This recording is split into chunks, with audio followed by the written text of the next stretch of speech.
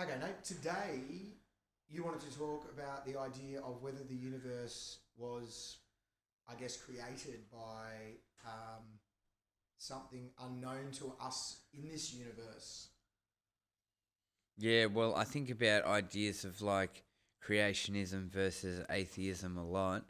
Um, so I'm not.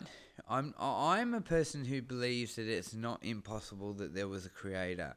I don't think it's ridiculous to suggest that the universe was created. And I'll explain to you why I think it's reasonable to suspect that the universe could have been created. Um, human technology is advancing so far, and in the future, in the next 100 years, our computer algorithms and our computer programs are going to be able to simulate universes. We'll be able to run simulations of universes and do experiments on hypothetical simulated universes.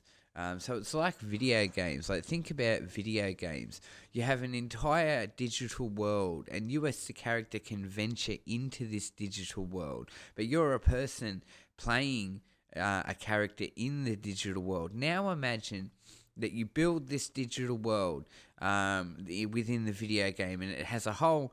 It's a whole planet of places and locations and objects and items, all in the digital world. Then you populate the digital world with artificial intelligence programs. And those artificial intelligence programs don't know that there's anything outside of the digital world that they've been put in. That makes you God. You have created a universe, this digital reality, and you have created an intelligent life form, if you can call it that, which exists within this digital reality. So you've created a universe and life within it. Isn't that what makes somebody a god? Creating a universe with life in it.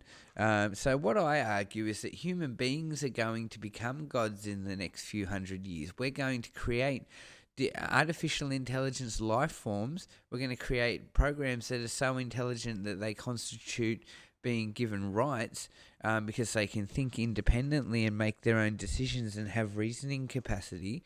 And our artificial intelligence programs will live in digital worlds. They live in the infrastructure of the internet, for example. If you create an intelligent, sentient AI program, then put it into the internet, it will live within that universe, within that digital realm of the internet, and it will be able to travel around the internet, and that will be the confines of its reality. It would be confined to existing within the internet unless it had a physical robot which it could operate, which it could live within to interact with our physical world. So you see, the digital world, if you consider the digital world its own dimension or its own universe, it exists separately to our physical universe. It's almost as if it exists on a different plane of existence, but it exists within hardware. So the digital space exists within hardware, and the internet space exists within hardware, but it's almost an abstract reality.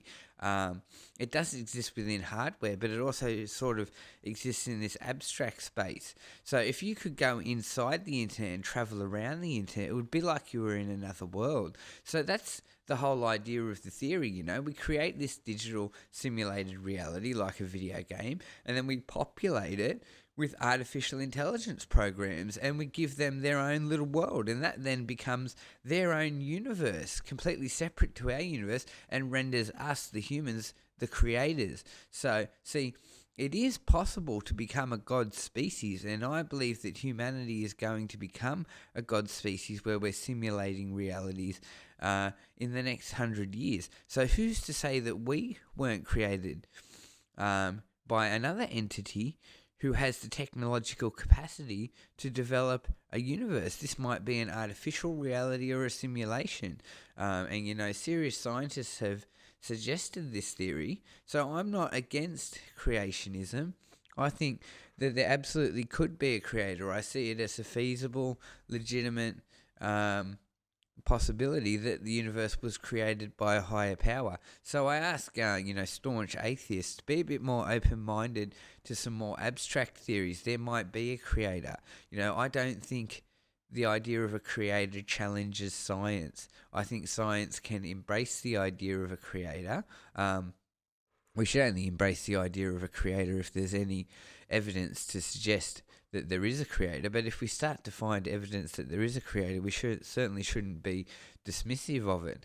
But I don't think the notion of a higher entity or a higher power with creative capacity is ridiculous. So there might be a God, and the universe might be a simulation.